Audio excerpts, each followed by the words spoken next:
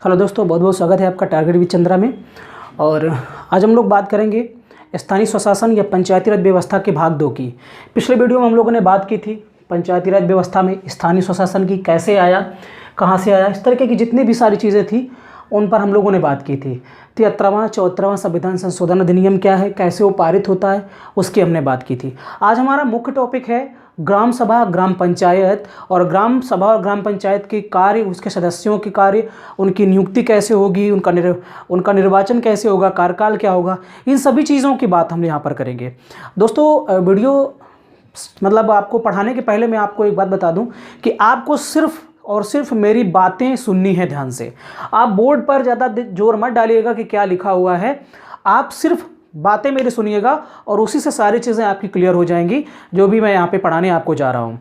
और दोस्तों, सबसे ज़्यादा इम्पॉर्टेंट ये उन लोगों के लिए है जो गाँव की जो संरचना है उसको नहीं अच्छी तरीके से समझते हैं। गांव में प्रधान के क्या आकार होते हैं, प्रधान के का निर्वाचन कैसे होता है, सदस्य क्या होते हैं, इन सभी चीज़ों की हम लोग गहनता से बात करेंगे और यहाँ पर चर्चा करेंगे। तो दोस्तों, आइए शुरू करते हैं। देखिए, भाग 9 सबसे पहले तो एग्जाम में कई बार पूछता है। एक बात मैं और कहना चाहता हूँ कि मेरे पढ़ाने के बाद अगर आपके पास कोई इस तरीके की सीरीज़ हो तो पंचायती राज व्यवस्था के जो क्वेश्चन है आप उनको हल करिए मेरे पढ़ाने के बाद, और तब आपको मालूम पड़ेगा कि मैंने जो पढ़ाया है उसका महत्व कितना है। देखिए, कई बार एग्जाम में पूछता है कि पंचायती राज व्यवस्था संविधान के किस भाग में है, और भाग में आपको इस तरीके से दे देगा तो आप क्या करेंगे, ऐसे देगा इस तरीके से। तो आपको भाग 9 की जब बात की जाएगी तो भाग 9 रोमन अंकों में कैसे होगा, ऐसे होगा। और 11वीं सूची अनुसूची में है तो इस तरीके से।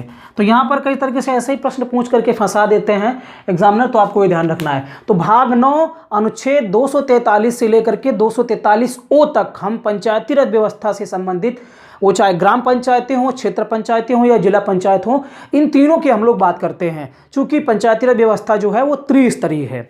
एक चीज़ तो ये। दूसरी चीज़, 73वां संविधान संशोधन अधिनियम 1993 जब से लागू हुआ तब से हमारे देश में पंचायती राज व्यवस्था को संवैधानिक दर्जा दे दिया गया है। अर्थात ग्राम सभा, ग्राम पंचायतों का कार्यकाल क्या है, उनकी अवधि क्या है, यहाँ पर आपके क्षेत्र पंचायत, जिला पंचायत, आरक्षण क्या है, ये सभी सारी की चीज़ें आपकी संविधान में निहित हैं, संविधान में लिखी हुई हैं, इसलिए और ज़्यादा ये महत्वपूर्ण हो जाता है। और ये क्यों इनका संवैधानिक दर्जा इनको दिया गया, इस बारे में हम लोग बात पिछले वीडियो में कर चुके हैं। देखिए, सबसे पहला हम लोग आज बात करेंगे ग्राम सभा की।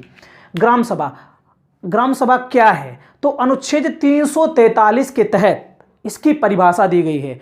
संविधान में अनुच्छेद 343 के तहत ग्राम सभा की परिभाषा दी गई है। और यह परिभाषा क्या है कि किसी ग्राम की निर्वाचक नामावली, जो वोटर लिस्ट होती है दोस्तों, उस वोटर लिस्ट में जो लोगों की रजिस्ट्री होती है, तो वो लोग, वे सारे व्यक्ति जिनका वोटर लिस्ट में, सीधी सी सिंपल भाषा में ये कह दें कि वोटर लिस्ट में जिन सदस्यों का, जिन व्यक्तियों का नाम होता है, उन सभी लोगों को मिला करके हम सभी को मिला करके क्या कहेंगे, ग्राम सभा कहेंगे। अर्थात 18 वर्ष जो आयु प्राप्त कर चुके हैं, जिनको वोट देने का अधिकार है, उन लोगों का अगर निर्वाचक नामावली में नाम दर्ज है तो वो सभी मिला करके क्या कहते हैं, उनको क्या कहा जाएगा, ग्राम सभा कहा जाएगा। तो ग्राम सभा लोगों से मिल करके बनती है, और उन लोगों से मिलकर बनती है जो वयस्क मताधिकार के हकदार होते हैं। तो दोस्तों, ये बात कहां पर लिखी हुई है, अनुच्छेद 243 में। 343 शायद बोल गया हूं गलती से, वो आपका राजभाषा आयोग से संबंधित है। 243, तो किसी ग्राम की निर्वाचक नामावली में दर्ज नामों वाले व्यक्तियों के सामूहिक रूप से क्या कहते हैं, हम ग्राम सभा कहते हैं। इसको संवैधानिक दर्जा प्राप्त है, आपको पता है 73वें संविधान संशोधन अधिनियम 1993 के द्वारा ये जो पंचायती राज व्यवस्था है, जो ग्राम सभा है, इसको संवैधानिक दर्जा प्राप्त है। दोस्तों, एग्जाम में एक प्रश्न ये पूछेगा कि उत्तर प्रदेश में ये जो 73वां संविधान संशोधन अधिनियम 1993 है, ये कब लागू हुआ। तो ये कब लागू हुआ, ये दोस्तों 22 अप्रैल 1994 ईस्वी को हमारे उत्तर प्रदेश में लागू होता है। और प्रथम चुनाव जो होते हैं इस अधिनियम के तहत वो 1995 ईस्वी में होते हैं। तो ये बात आपको याद रखनी है। 73वां संविधान संशोधन अधिनियम 1993 हमारे उत्तर प्रदेश में कब लागू हुआ? 1994 में। सबसे पहले कौन सा कहां पर लागू हुआ? मध्य प्रदेश में। पंचायती राज व्यवस्था सबसे पहले कहां पर लागू हुई? राजस्थान के नागौर जिले में। प्रायोगिक तौर पर आंध्र प्रदेश में लागू हुई। तो सारी बातें हम लोग कर चुके हैं। तो संवैधानिक दर्जा प्राप्त है। इन ग्राम सभाओं का गठन किसके द्वारा किया जाएगा? साफ साफ संविधान में लिखा हुआ है कि इस तरीके की ग्राम सभाओं का जो गठन है वो राज्य विधानमंडल के द्वारा किया जाएगा, अर्थात राज्य सरकार के द्वारा किया जाएगा। इसके बाद एक ग्राम सभा कैसे बनेगी?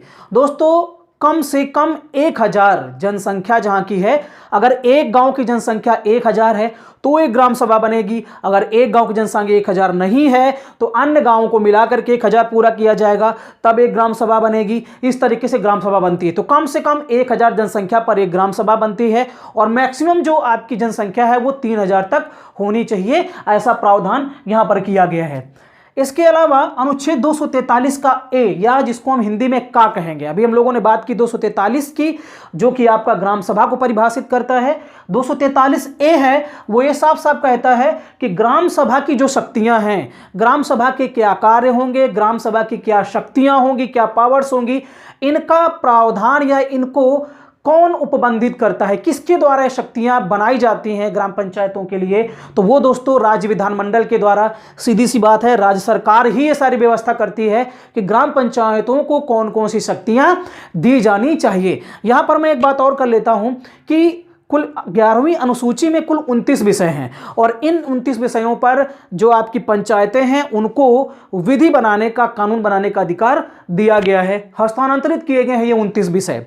और एक शब्द आता है लोकतांत्रिक विकेंद्रीकरण, बहुत इंपॉर्टेंट शब्द है, इससे बहुत सारे प्रश्न बनते हैं।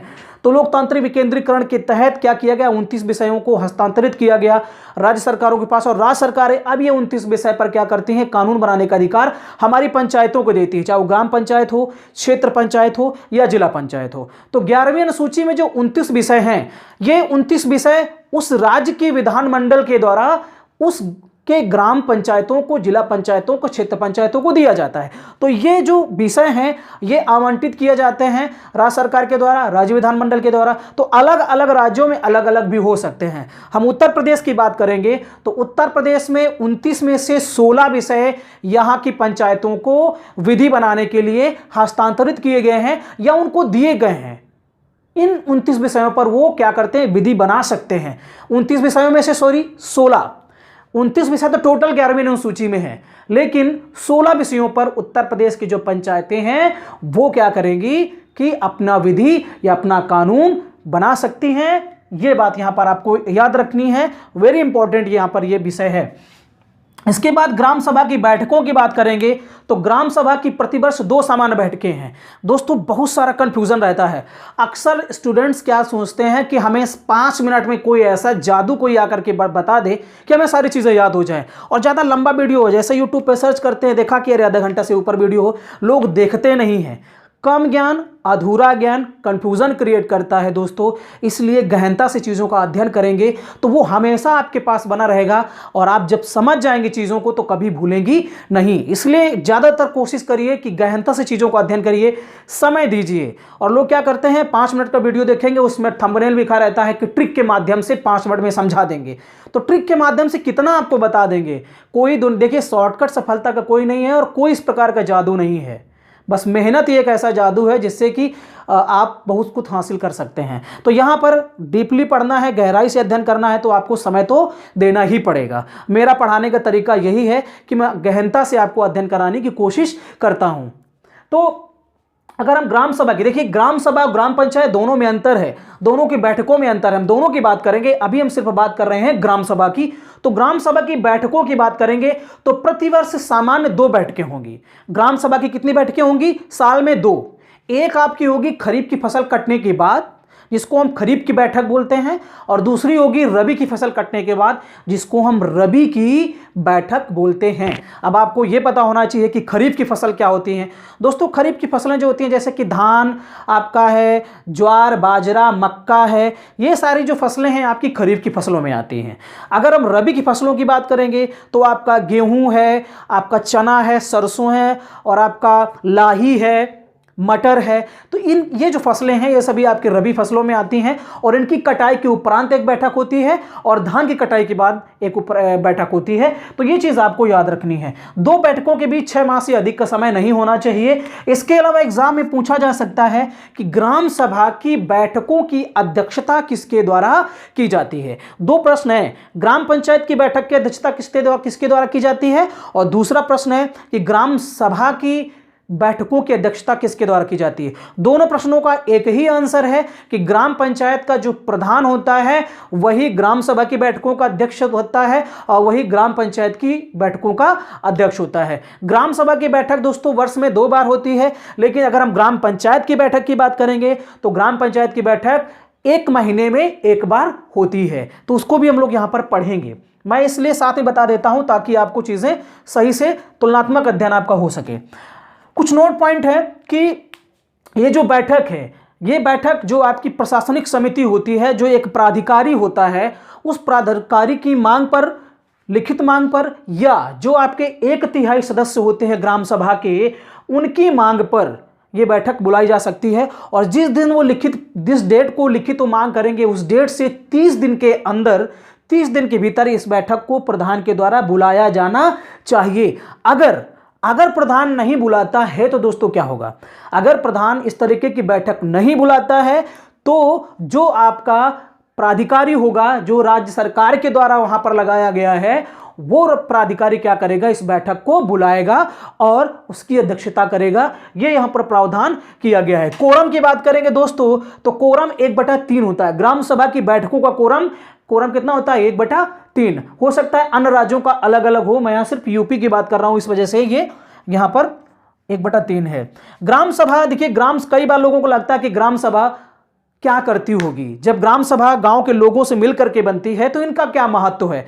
दोस्तों आज जान जाइए कि ग्राम सभा का ही तो सबसे ज्यादा महत्व है। जो निर्वाचक नामावली में जिनका नाम दर्ज है, जो वोट देते हैं, वो तो सबसे पावरफुल लोग होते हैं। ग्राम सभा सुझाव देती है और सिफारिश करती है चीज़ों की। जो आपकी देखिए कार्य, अगर हम ग्राम पंचायत की बात करेंगे तो वो एक कार्यकारी संस्था है, वो काम करेगी, लेकिन इस ग्राम पंचायत के कामों की जांच करना, निरीक्षण करना, मूल्यांकन करना, ये काम दोस्तों ग्राम सभा का है। और आपको पता है ग्राम सभा में कौन लोग आते हैं, वो गांव के रहने वाले लोग, 18 वर्ष की उम्र के लोग जिनका नाम वोटर लिस्ट में शामिल होता है, वो सभी के सभी दोस्तों ग्राम सभा के सदस्य होते हैं। वो ग्राम सभा कुल मिलाकर के उस सभी लोग मिलकर के ग्राम सभा बनाते हैं। तो ग्राम सभा कार्यों की जांच कर सकती है, निरीक्षण कर सकती है, मूल्यांकन कर सकती है जो भी प्रधान के द्वारा करवाए जाते हैं, और उनका जवाब ग्राम पंचायत के मुखिया को अर्थात प्रधान को देना जरूरी होता है। तो देखिए यहां पर क्या पावर है ग्राम सभा की। तो ग्राम सभा के सुझाव और सिफारिश में अगर देखें तो ग्राम पंचायत के खातों का वार्षिक विवरण, 1 वर्ष के अंदर कितने विकास कार्यक्रमों के लिए पैसा आया, कितना मद में पैसा आया, उस मद में आए हुए पैसे का आपने कितना उपभोग किया, कितना विकास कार्यक्रमों में आप लगाया।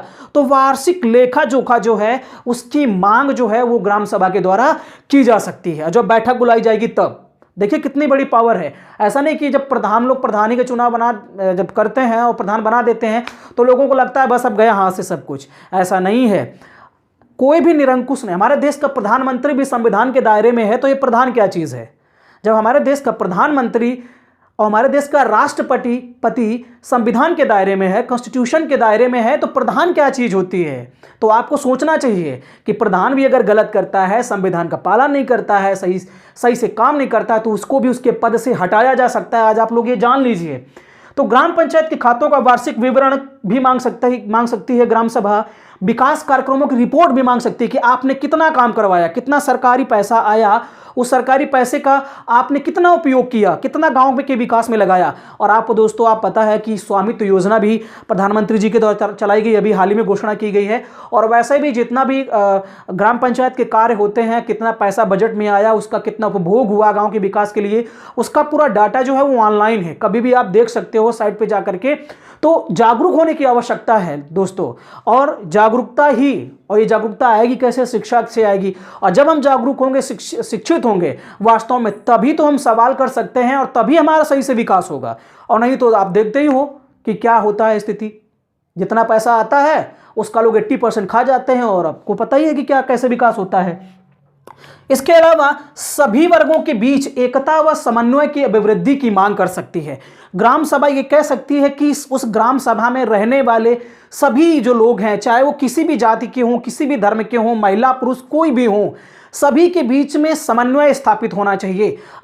लेकिन अगर इस तरह के कोई काम होता है तो वो फिर आपके ग्राम पंचायत के मुखिया पर डिपेंड करता है कि वो कहीं ना कहीं गलत है। लेकिन आजकल ग्राम पंचायत के जो प्रधान होते हैं वो क्या करते हैं? आपस में झगड़ा करवा देते हैं। जबकि साफ साफ लिखा है कि ग्राम सभा ये मांग कर सकती है कि अगर कहीं किसी के साथ भेदभाव होता है तो वो ना होने पाए।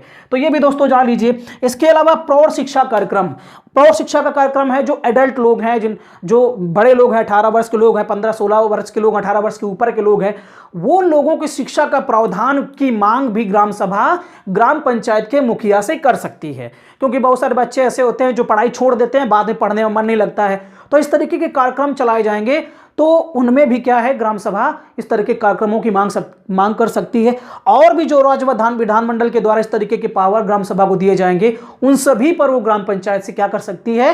रिपोर्ट ले सकती है, मांग कर सकती है, सुझाव और सिफारिश भी दे सकती है। तो ये आप जान लीजिए यहाँ पर। इसके अलावा अगर हम ग्राम सभा के कार्यों की बात करेंगे तो ग्राम सभा जो है सामुदायिक कल्याण कार्यक्रमों के लिए स्वैच्छिक श्रम व अंशदान जुटाएगी। जैसे कि सामुदायिक का मतलब सभी लोग मिल करके कोई अगर कल्याणकारी काम कर रहे हैं जिससे कि किसी का भला हो रहा हो, गरीबों का भला हो रहा हो, तो ऐसी स्थिति में स्वैच्छिक श्रम, वो बिना मतलब किसी के दबाव के अपने आप क्या कर सकते हैं? उनकी मदद कर सकते हैं, स्वेच्छा से वो श्रम कर सकते हैं, श्रमदान कर सकते हैं। इसके अलावा ऐसी परिस्थिति में वो क्या कर सकते हैं? कुछ चंदा भी इकट्ठा करके लोगों की मदद कर सकते हैं। तो ये ग्राम सभा का काम होता है और ग्राम सभा में लोग करते भी हैं। कभी रामलीला हुआ, कभी नौटंकी हुआ तो लोग चंदा करके आपस में प्रोग्राम करते हैं। या किसी गरीब की मदद करना है, किसी गरीब के पास पैसा नहीं है, उसके लड़के की शादी करना है, तो ग्राम सभा के लोगों का कर्तव्य होता है कि वो आपस में अंशदान करके और मतलब जो शारीरिक श्रम है वो दे करके क्या करेंगे? मदद कर सकते हैं। तो ये भी कार्य होते हैं ग्राम सभा के। इसके अलावा विकास योजनाओं की जो अधिकारी लोग हैं, मतलब कहने का जो भी विकास योजनाएं आती हैं वो गरीबों के लिए आती हैं। चूंकि हमारे संविधान में ये दर्ज है कि जो लोग गरीब हैं उनको क्या किया जाए? उनका लेवल ऊंचा किया जाए, जिसके लिए तमाम तरह की योजनाएं चलती हैं। बीपीएल कार्ड, अंत्योदय कार्ड, गरीबी रेखा से नीचे वाले लोग हैं, और मनरेगा, तमाम तरीके की ऐसी योजनाएं चलती हैं जिससे कि उन लोगों का स्तर ऊपर आ सके। लेकिन ऐसा होता नहीं है वास्तव में। तो ग्राम सभा का काम यह है कि वास्तव में किसी विकास की जो योजना आई है उस योजना के लाभ के लिए गांव में या ग्राम सभा में कौन व्यक्ति पात्र है, कौन उसका अधिकारी है, इसकी जांच जो है वो ग्राम सभा के द्वारा की जाती है। ठीक, उसकी जांच भी ग्राम सभा के द्वारा की जाती है। तो ये भी काम इसका है। इसके अलावा विकास कार्यक्रमों में सहायता करना, जो भी गांव में खड़ंजा बिछ रहा है, आरसीसी पड़ रही, जो भी काम हो रहे हैं, उन सभी कामों में क्या करेगा कि ग्राम सभा के जो सदस्य होते हैं वो ग्राम सभा मदद करेगी, सहायता करेगी। तो इस तरीके का काम भी हमें क्या करना चाहिए? अगर कोई काम करवा रहा है अच्छे से तो हमें उस पर मदद करनी चाहिए, उस कार्य के लिए आगे बढ़ करके आना चाहिए। तो ये दोस्तों था आपका ग्राम सभा के बारे में।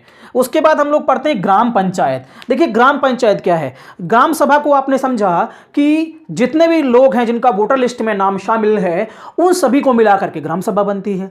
लेकिन जब ग्राम पंचायत की बात करेंगे तो ग्राम पंचायत कब बनती है? जब चुनाव होता है, चुनाव के बाद कुछ सदस्य चुने जाते हैं और इसके अलावा उन सदस्यों में से एक मुखिया चुना जाता है जिसको हम ग्राम प्रधान बोलते हैं।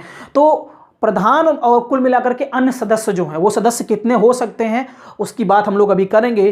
तो प्रधान के साथ साथ में जो आपके 11 सदस्य, 13 सदस्य या 15 सदस्य जो भी जनसंख्या के अकॉर्डिंग वहाँ पर तय किए जाते हैं वो होंगे, वो मिला करके ग्राम पंचायत बनती है। ठीक, प्रधान के साथ साथ में जो अन्य सदस्य होते हैं, अन्य मेंबर होते हैं, उनको मिला करके क्या बनती है? ग्राम पंचायत। तो ये कार्यकारी संस्था, ये काम करने का काम करती है। तो अनुच्छेद 243 के बी, अनुच्छेद संविधान में अनुच्छेद 243 बी के तहत पंचायतों का गठन किया गया है। और ये त्रिस्तरीय पंचायती राज व्यवस्था, जिसमें से आपका ग्राम पंचायत भी आएगा, क्षेत्र पंचायत भी आएगा, जिला पंचायत भी आएगा, इन तीनों को किसमें शामिल किया गया है? अनुच्छेद 243 के बी में। एक चीज यहां पर और इंपॉर्टेंट है कि जिस राज्य की जनसंख्या 20 लाख से कम है वहां पर क्षेत्र पंचायत का गठन करना अनिवार्य नहीं है। जरूरी नहीं है, आप ग्राम पंचायत का गठन कर लीजिए और जिला पंचायत का गठन कर लीजिए। मध्यवर्ती जो पंचायत होती है, जिसको हम क्षेत्र पंचायत या पंचायत समिति के नाम से जानते हैं, उसका गठन करना अनिवार्य नहीं है, जरूरी नहीं है। तो यह बात इंपॉर्टेंट है। आपको मैंने बताया ग्राम पंचायत होती क्या है? एक ग्राम प्रधान और अन्य सदस्यों को मिलाकर के क्या बनती है? ग्राम पंचायत बनती है, और ये कार्यकारी संस्था होती है। इसके अलावा ग्राम सभा में ग्राम पंचायतों के कार्यकाल का निरीक्षण और मूल्यांकन करती है। देखिए, ग्राम सभा, मैंने बताया कि ग्राम पंचायत जो है वो कार्यकारी संस्था है। जो भी योजनाएं आएंगी, जो भी काम करवाने के लिए आएगा, विकास कार्यक्रम आएंगे, उन विकास कार्यक्रमों के तहत ग्राम सभा में काम करवाने का काम क्या किसका है? ग्राम पंचायत का है। लेकिन अब ग्राम पंचायत काम कर रही है कि नहीं कर रही है, उसका मूल्यांकन, उसका निरीक्षण करने का काम किसका है?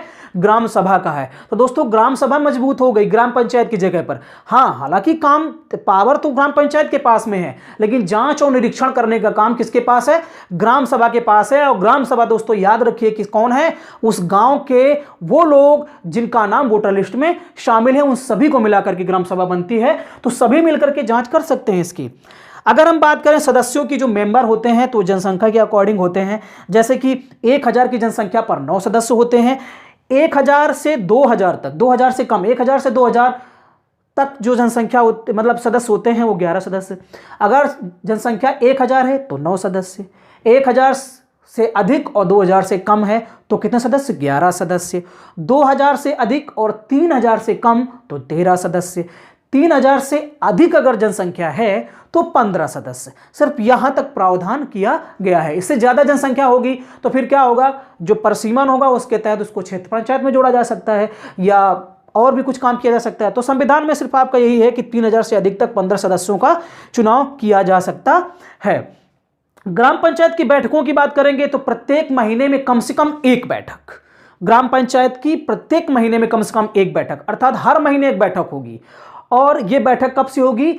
जब चुनाव होता है। चुनाव के बाद जब मुखिया चुना जाता है, जब पंचायत के सदस्य चुने जाते हैं, तो उनके चुने जाने के बाद 30 दिनों के अंदर अंदर ये आपकी बैठक हो जानी चाहिए। और इंपॉर्टेंट चीज ये है कि लगातार 2 बैठकों के बीच में 2 महीने का अंतर नहीं होना चाहिए। लगातार 2 बैठकों के मध्य में 2 महीने से ज्यादा का अंतर नहीं होना चाहिए। तो ये इसके बाद हो गया। इसके बाद हम बात करते हैं पंचायतों की संरचना। पंचायतों का गठन, संरचना कैसी है, कौन कौन लोग होते हैं? तो ये आपका अनुच्छेद 243 के सी पे प्रावधान इसका किया गया है। अनुच्छेद में 243 का सी या 243 का गा बोलेंगे इसको हिंदी में। ठीक, तो संरचना कैसी होगी, किस प्रकार की संरचना होगी, उस संरचना में कौन कौन लोग शामिल होंगे, इन सभी चीजों का प्रावधान जो है वो राज्य विधानमंडल के द्वारा किया जाएगा। और इसका मतलब है कि प्रत्येक राज्य में अलग अलग संरचना भी हो सकती है। अलग अलग राज्यों में अलग अलग संरचना भी हो सकती है। जैसे कहीं कहीं पर ग्राम प्रधान के साथ साथ में उप प्रधान भी होगा जो कि उपाध्यक्ष होता है। कहीं कहीं पर यह व्यवस्था खत्म कर दी गई होगी। कहीं कहीं पर जैसे राजस्थान में है सरपंच के बाद उप सरपंच।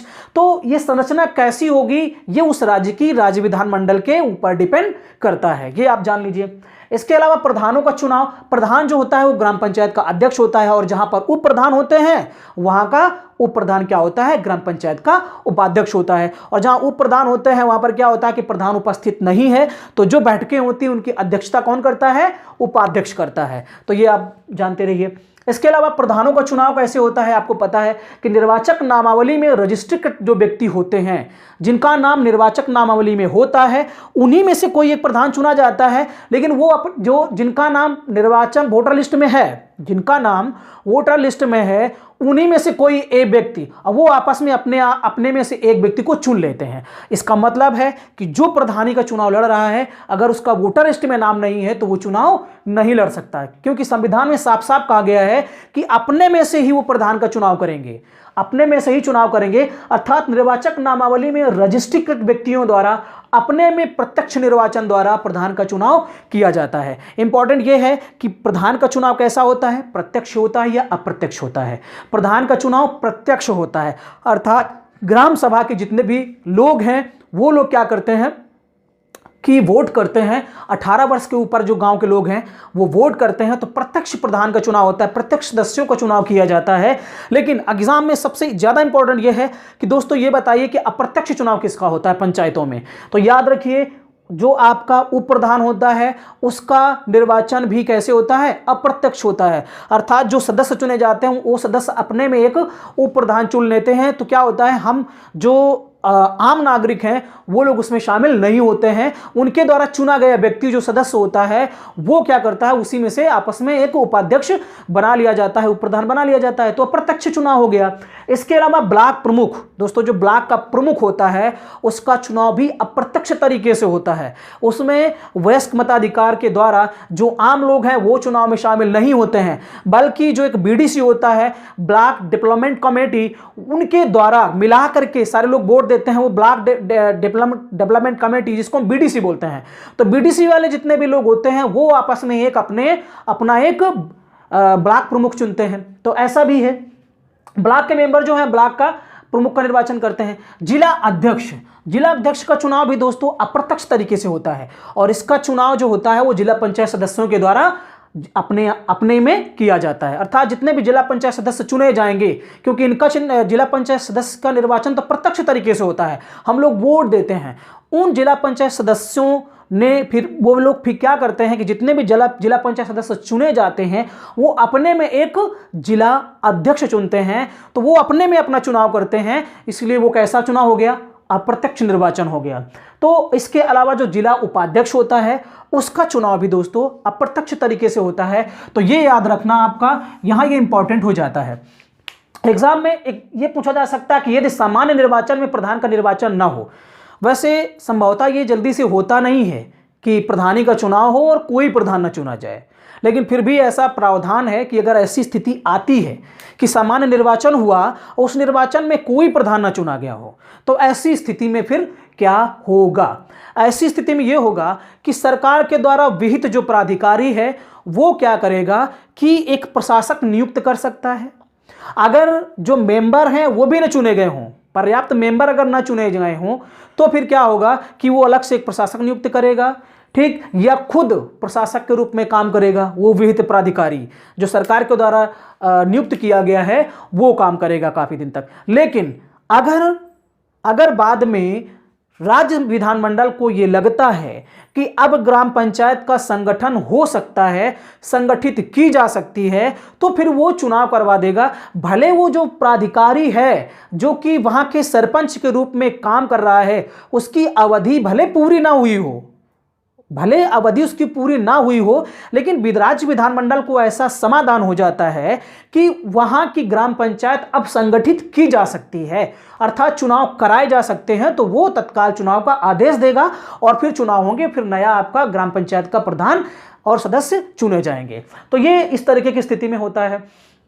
इसके अलावा कई पद धारण करने पर प्रतिबंध है। जो ग्राम पंचायत सदस्य है या ग्राम प्रधान है वो एक साथ 2 पद धारण नहीं कर सकता है, अर्थात अगर वो ग्राम पंचायत का और न्याय पंचायत का एक साथ पद धारण नहीं कर सकता है। किसी लाभ के पद पर नहीं हो सकता है, अर्थात राज्य सरकार के द्वारा जो लाभ के पद निर्धारित हैं, अर्थात इसको सीधी भाषा में सरकारी जो नौकरियां हैं उन नौकरियों में कोई नौकरी नहीं करता हो वो। इसके अलावा विधानमंडल या विधानसभा की जो सीटें हैं उनमें विधानसभा का सदस्य नहीं होना चाहिए, जिला पंचायत सदस्य नहीं होना चाहिए, अर्थात एक पद ही धारण करेगा, ना कि 2 पद। वो 2 पद धारण नहीं कर सकता। इसके अलावा एक और इंपॉर्टेंट चीज, जो प्रधान का चुनाव लड़ता है उस व्यक्ति का जहां से चुनाव लड़ रहा है वहां की वोटर लिस्ट में नाम होगा तभी लड़ पाएगा। अगर उसका कहीं और ग्राम पंचायत में अगर उसका वोटर जो आपका मतलब वोटर लिस्ट है निर्वाचक नामावली है, अगर वहां भी 2 जगह पर अगर उसका नाम है तो फिर क्लेम किया जा सकता है वो प्रधानी का चुनाव नहीं लड़ सकता। क्यों? क्योंकि ये तो फ्रॉडगिरी हो गई, आप 2 जगह पर अपना नाम दर्ज करवाए हुए हैं, तो ये गलत है। लेकिन लोगों को पता नहीं रहता है ऐसा। अगर 2 ग्राम पंचायतों में एक व्यक्ति का नाम दर्ज है तो फिर ये गलत है, वो व्यक्ति अधिकारी नहीं होगा चुनाव लड़ने का। इसके अलावा राज्य सरकार अधिनियम द्वारा, कौन सा अधिनियम? वही आपका जो आपका 73वां संविधान संशोधन अधिनियम है, किसी पंचायत में किसी गांव को क्या करे, गांव को जोड़ सकती है। तो देखिए राज्य सरकार को यह पावर है कि किसी ग्राम पंचायत में किसी गांव को वो जोड़ सकती है, किसी ग्राम पंचायत से किसी गांव को वो हटा सकती है, नई पंचायतों का गठन कर सकती है। तो ये पावर तो राज्य विधानमंडल के पास में है, अर्थात राज्य सरकार के पास में है कि वो पंचायतों का गठन कर सकती है, उनका नाम परिवर्तन कर सकती है, मतलब नाम बदले जा सकते हैं। जैसे किसी गांव का नाम रामपुर है तो उसका नाम लक्ष्मणपुर कर सकती है, कौन? राज्य विधानमंडल। तो नाम परिवर्तन है, क्षेत्र परिवर्तन है, ठीक। और इसके अलावा गांव को जोड़ना ग्राम पंचायत से, उसको हटाना पंचायत क्षेत्र से, ये जो सारी पावर है वो राज्य सरकार के पास में है। तो ये आप जान लीजिए। इसके अलावा हम अगली बात करेंगे, ये भी मोस्ट इंपॉर्टेंट है, पंचायतों में आपको रिजर्वेशन कैसा होगा, अर्थात आरक्षण कैसे काम करेगा। बहुत सारे लोग आरक्षण का लाभ उठा रहे हैं लेकिन इसको जानते नहीं है वो।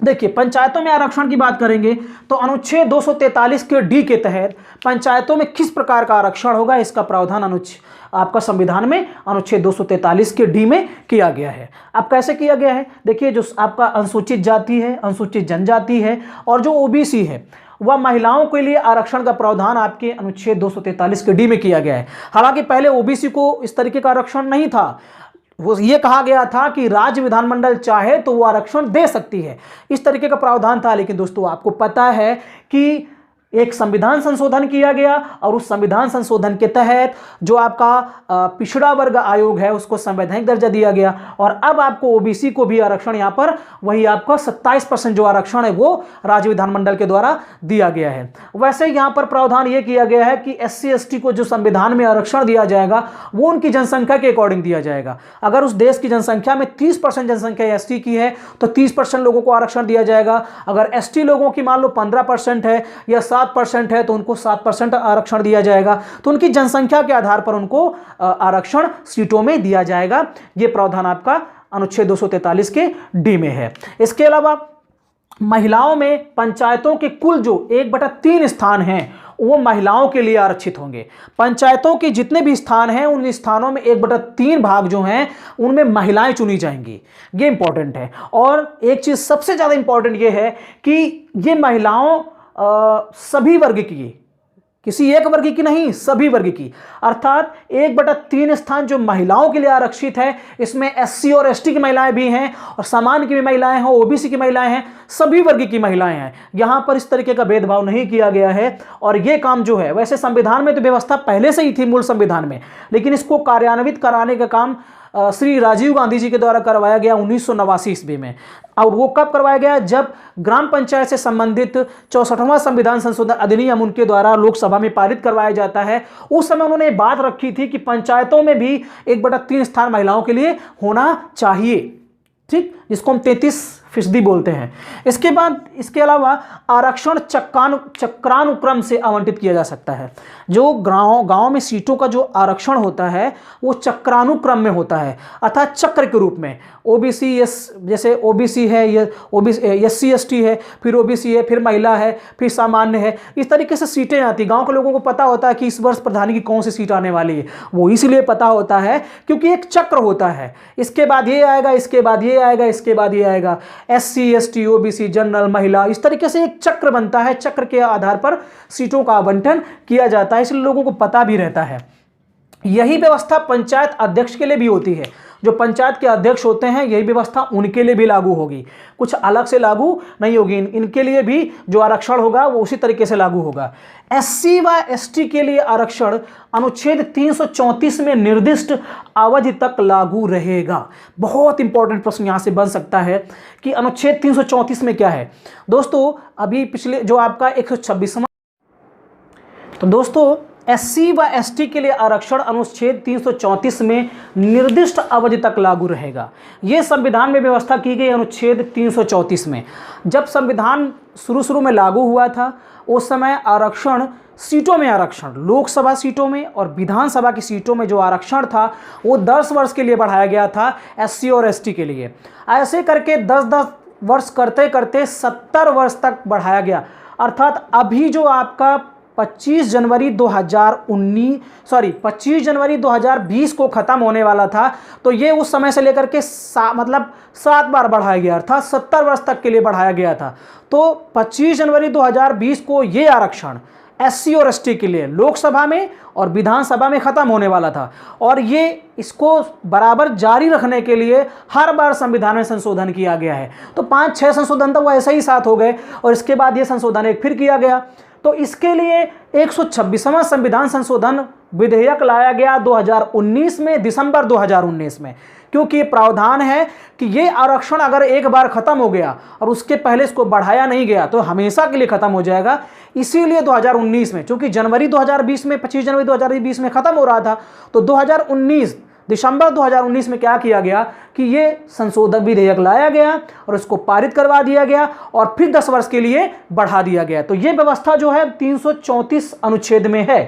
तो अब ये जब 10 वर्ष के लिए फिर बढ़ा दिया गया संविधान में संशोधन करके, और ये पारित होने वाला 104वां नंबर का संविधान संशोधन था, जो कि एससी और एसटी के लोकसभा और विधानसभा में सीटों के आरक्षण से संबंधित था। तो अब दोस्तों, अब ये खत्म कब होगा? 10 वर्ष के लिए बढ़ा दिया गया, क्योंकि 25 जनवरी 2020 से जोड़ दीजिए 10 वर्ष, तो 25 जनवरी 2030 तक ये एससी और एसटी को लोकसभा और विधानसभा में आरक्षण जारी रहेगा। तो इसमें कहा गया है कि अनुच्छेद 334 में जो अवधि दी गई है, उसी अवधि के तहत पंचायतों में भी एससी और एसटी को आरक्षण दिया जाएगा, अर्थात यहां भी 10 वर्ष तक इस तरीके से जारी रहेगा। तो जो आपका लोकसभा में और विधानसभा में एससी एसटी के लिए आरक्षण है, वही आपका पंचायतों में भी आरक्षण एससी और एसटी के लिए रहेगा। ये इंपॉर्टेंट यहां से प्रश्न बन सकता है। दोस्तों, अब क्या होगा? अब 70 से 80 वर्ष तक, आप 70 से जब संविधान लागू हुआ तब से लेकर के अब तो 80 वर्ष हो जाएंगे, क्योंकि 10-10 वर्ष करके बढ़ाते गए हैं। तो इस तरीके से 8 बार हो गया है बढ़ाते हुए। पंचायतों का कार्यकाल की बात करेंगे तो अनुच्छेद 243 के ई में दिया गया है ये पंचायतों का कार्यकाल क्या होगा। प्रथम बैठक से जब प्रधान चुना जाता है, तो जब वो प्रथम बैठक करेगा, उस प्रथम बैठक या पृथक अधिवेशन से 5 वर्ष तक का पंचायत का कार्यकाल होता है। दोस्तों, पंचायत भंग अगर किसी वजह से भंग हो जाती है, तो भंग होने की स्थिति में क्या होता है? 6 माह से पूर्व ही चुनाव कराए जाने चाहिए। लेकिन यहाँ पर एक ये चीज़ जानना जरूरी है कि मान लो कि 4.5 वर्ष अगर हो गए हैं और 4.5 वर्ष से भी ज़्यादा हो गए हैं, अर्थात 6 महीने से कम समय बचा हुआ है, तो ऐसी स्थिति में चुनाव कराना जरूरी नहीं होगा। फिर चुनाव नहीं होते हैं, ऐसी स्थिति में जो प्रशासनिक समिति होती है वो क्या करती है कि उन मेंबर्स में से एक को चुनती है, और बाकी समय के लिए जब तक नए चुनाव होकर के नया प्रधान नहीं बन जाता है, तब तक उन्हीं पंचायत सदस्यों में से एक को प्रधान का काम करना पड़ता है, अगर 6 महीने से कम समय बचा है। और दोस्तों, ये स्थिति भंग कैसे हो सकती है? पंचायत भंग कैसे हो सकती है? मान लो प्रधान त्यागपत्र दे सकता है, इसके आधार पर भंग हो सकती है। प्रधान की मृत्यु हो जाती है, इसके आधार पर भंग हो सकती है।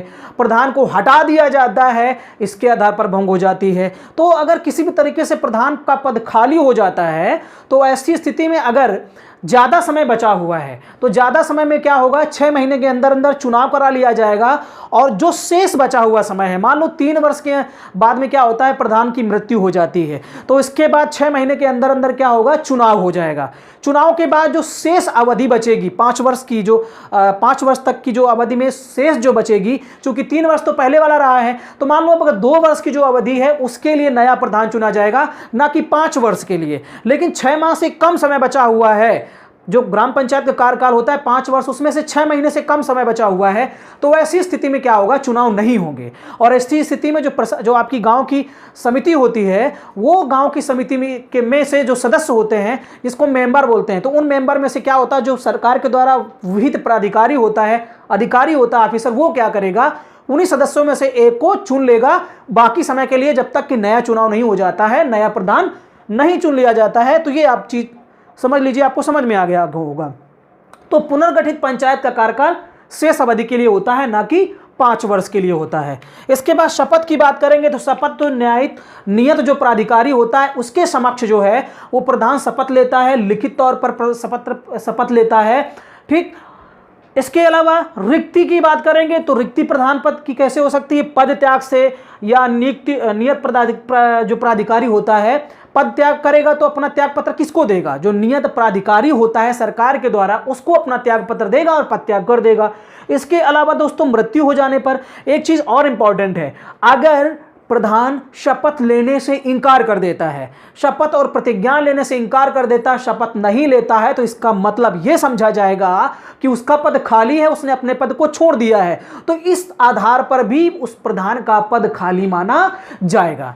ठीक, इसके अलावा निर्वाचन अगर शून्य हो जाए, निर्वाचन ही ना हो, तो ऐसी स्थिति में भी ग्राम पंचायत के प्रधान का पद खाली रहेगा। अगर बीमार हो जाता है या कार्य करने में असमर्थ हो जाता है, अगर कार्य नहीं कर पा रहा है, तो ऐसी स्थिति में क्या होगा दोस्तों, उन्हीं सदस्यों में से एक का चुनाव किया जाएगा और वो चुनाव कौन करेगा? वही प्राधिकारी करेगा, वही अधिकारी करेगा जो राज्य विधानमंडल के द्वारा वहां तैनात किया गया है, और वो उन्हीं में से सदस्यों में से एक का चुनाव करेगा और वो बाकी समय के लिए आपका जब तक चुनाव नहीं हो जाते तब तक वो कार्य करेगा। प्रधान को हटाया जाना, कैसे प्रधान को हटाया जा सकता है? देखिए इसके लिए क्या होगा कि ग्राम सभा की बैठक बुलाई जाएगी। ग्राम सभा की बैठक बुलाई जाएगी इस परिप्रेक्ष्य में कि प्रधान को हटाना है, और जब ये हटाने की बैठक बुलाई जाएगी तो उसके 15 दिन पूर्व प्रधान को सूचित करना अनिवार्य है कि हम आपके लिए ये बैठक लाने वाले हैं, इस तरीके का प्रस्ताव लाने वाले हैं, आपको हटाने के लिए प्रस्ताव लाने वाले हैं। तो इस प्रस्ताव की जानकारी 15 दिन पहले प्रधान को हो जानी चाहिए। इसके बाद क्या होगा, ग्राम सभा के उपस्थित एवं मतदान करने वाले सदस्यों का 2/3 बहुमत से अगर प्रस्ताव पारित कर दिया गया तो प्रधान को उसके पद से बर्खास्त किया जा सकता है। तो दोस्तों देखिए, यहां पर जो मेंबर होते हैं गांव के, उनको कितना पावर मिला हुआ है। लोग मेंबर की वैल्यू ही नहीं समझते हैं, लेकिन मेंबर की बहुत बड़ी वैल्यू होती है। तो वो मेंबर में से अगर 2/3 बहुमत से वो प्रस्ताव पारित कर देते हैं, प्रधान को उसके पद से हटाया जा सकता है। लेकिन अगर ऐसा नहीं होता है, तो फिर समस्या है। हटाने की और ये भी जान लीजिए, इसका कोई खास बात तो नहीं रह गया, इतना आसान नहीं है प्रधान को हटाना, क्योंकि हटाने के लिए जो प्रस्ताव है वो जब वो चुना जाएगा उसके 2 वर्ष के भीतर नहीं लाया जाएगा, 2 वर्ष के बाद ही। तो 2 वर्ष तो प्रधान आराम से वो रह लेगा। उसके बाद आप लोग प्रस्ताव लाते हैं तो 2 वर्ष तो प्रधान रह लेगा, कमा लेगा, उसके बाद हटा सकते हैं। लेकिन अगर 2 वर्ष के बाद में आप गढ़पूर्ति नहीं पूरी हो पाई, जो आपका कोरम है बैठक का, जिसके लिए उस हटाए जाने के लिए जो बैठक होगी उसका कोरम पूरा नहीं हो पाता है, गढ़पूर्ति पूरी नहीं हो पाती है, तो ऐसी स्थिति में अगर दोबारा उसके लिए आप हटाए जाने के लिए प्रस्ताव पारित करवाना है, दोबारा बैठक बुलानी है, तो दोबारा बैठक करने के लिए दोस्तों जो पहली बैठक, इसके पहले वाली बैठक हुई थी उसको हटाने के लिए, उस बैठक से 1 वर्ष तक क्या होगा कि अब आप उसके लिए कोई प्रस्ताव नहीं ला सकते हैं। तो ऐसे हो गया 3 वर्ष। उसके बाद 3 वर्ष के पश्चात आप फिर क्या करेंगे, उसके लिए ये प्रस्ताव इस तरीके का ला सकते हैं। तो ऐसा नहीं कि हटाया नहीं जा सकता, लेकिन इतना आसान नहीं होता है हटाना, और क्योंकि इतना जल्दी जल्दी हटा दिया जाएगा तो फिर जो व्यवस्था है वो कायम सही से नहीं रह पाएगी, जो पंचायत व्यवस्था है उसकी संरचना छिन्न भिन्न हो जाएगी, इसलिए इतना आसानी से हटाया नहीं जा सकता है। अब हाँ, प्रधान का कार्यकाल 5 वर्ष पूरा हो गया, उसके बाद में जिसको बोलते हैं बस्ता कहते हैं कि छिन गया बस्ता, वो देना पड़ेगा। तो बस्ता का मतलब होता है जितने भी पंचायत से संबंधित अभिलेख होते हैं, जो भी पैसा बचा होता है उसके खाते में, वो ट्रांसफर करना होता है जो दूसरा प्रधान चुन करके आता है। अगर पहले वाला प्रधान ऐसा नहीं करता है तो दोस्तों इसके लिए सजा का प्रावधान है, 3 वर्ष की कारावास हो जाएगी और साथ साथ में जुर्माना और दंड दोनों एक साथ भी उसको भुगतना पड़ सकता है। तो बस्ता अगर वो नहीं सौंपता है टाइम से तो उसके खिलाफ इस तरीके की कार्रवाई भी हो सकती है। अगर बात करें योग्यताओं की तो देखिए साफ साफ अयोग्यताएं लिखा हुआ, कोई योग्यता नहीं है ग्राम पंचायत के प्रधान के लिए या सदस्यों के लिए, योग्यता नहीं, अयोग्यताएं लिखा हुआ है कि मतलब ये योग्यता नहीं होगी तो वो नहीं चुना जाएगा। देखिए सबसे पहली बात तो लिखी हुई है कि अगर वो राज्य विधानमंडल में सदस्य चुना जाने के योग्य नहीं है तो फिर वो क्या होगा, प्रधान का चुनाव नहीं लड़ सकता है। 21 वर्ष की उम्र होनी चाहिए कम से कम, पागल और दिवालिया नहीं होना चाहिए, तथा साथ साथ उसके ऊपर किसी तरीके का कर्ज का बोझ नहीं होना चाहिए, या उसके ऊपर बकाया भुगतान चुकाने के लिए कोई मतलब किसी को भुगतान चुकाना हो बकाया उसके ऊपर, मतलब वही कर्ज नहीं होना चाहिए। ये सारी जो योग्यताएं जो है यहाँ पर है दोस्तों। हमारे देश की जो संरचना है, ढांचा है, जिसमें से ग्रामीण जनसंख्या सबसे ज़्यादा है, और जब तक हमारे देश की पंचायतें मजबूत नहीं होंगी, उस पंचायत में रहने वाले ग्राम सभा के सदस्य लोग जागरूक नहीं होंगे, शिक्षित नहीं होंगे, तब तक हमारा देश मजबूत नहीं हो सकता है। क्योंकि 50% आबादी आज भी हमारे भारत के गांवों में रहती है, लेकिन उनको ज़्यादा जानकारियां नहीं है, वो जागरूक नहीं है, वो जानना भी नहीं चाहते हैं, और इस वजह से वो प्रधान के ऊपर वो आश्रित रहते हैं। और प्रधान अपने आप को राजा मान लेता है, जबकि वो राजा जो वंशानुगत होता था, वो राजा आज का राजा वैसा नहीं है। संविधान के दायरे में राष्ट्रपति भी है, तो ये प्रधान की क्या औकात है, तो ये जानने की हमें आवश्यकता है। जितना हम पढ़ेंगे, शिक्षित होंगे, जागरूक होंगे, उतना ही हम सवाल कर सकते हैं, अपने अधिकारों की मांग कर सकते हैं। वरना ऐसे ही कितना भी सरकारी योजना बनाती रहे, कितनी भी योजनाओं में पैसा आता रहे, कभी भी संभव विकास नहीं हो सकता है। और जब तक गांव का विकास नहीं होगा तो हमारे राज्य का विकास नहीं होगा, और राज्य का विकास नहीं होगा तो देश का विकास नहीं होगा। इसलिए इन चीज़ों को आप थोड़ा सीरियसली पढ़िए, सीरियसली लीजिए। और तभी हमें तो ये लगता है कि अब इन पदों के लिए जो नवयुवक हैं, जो पढ़े लिखे शिक्षित नवयुवक हैं, जो बेरोजगार हैं, वो इसके लिए भाग्य जमा सकते हैं, प्रधानी का चुनाव लड़ सकते हैं और अच्छे से काम कर सकते हैं, अपने गांव का विकास कर सकते हैं, अपना नाम कर सकते हैं। क्योंकि बहुत सारे लोग तो प्रधान ऐसे बन गए होते हैं जिन अंगूठा छाप होते हैं, क्योंकि इस तरीके की व्यवस्था, शैक्षिक योग्यता की बात यहाँ पर नहीं की गई है, इस वजह से ऐसा होता है। तो सबसे बड़ा वोटर होता है, वोटर के पास ये पावर होती है कि जिसको चाहे वो चुन सकता है। तो वोटरों से अपील है कि आप जिसको भी चुने, शिक्षित व्यक्ति को चुने, समझदार व्यक्ति को चुने, नशेबाज को ना चुने, ताकि वो आप पैसा लेकर के, दारू पी करके अगर आप उसको चुन देंगे तो एक दिन खा लेंगे, पी लेंगे, लेकिन आपका विकास 5 वर्ष रुक जाएगा, आपके बच्चों का विकास बाधित हो जाएगा। इसलिए कभी भी अपने वोट की कीमत को इतना बर्बाद ना करें, उसकी वैल्यू को समझें, और एक शिक्षित, समझदार और न्यायशील व्यक्ति जो समानता की बात करता हो, ऐसे व्यक्ति को ही अपना प्रधान चुने। तो बहुत बहुत धन्यवाद दोस्तों इस वीडियो को देखने के लिए। Thank you.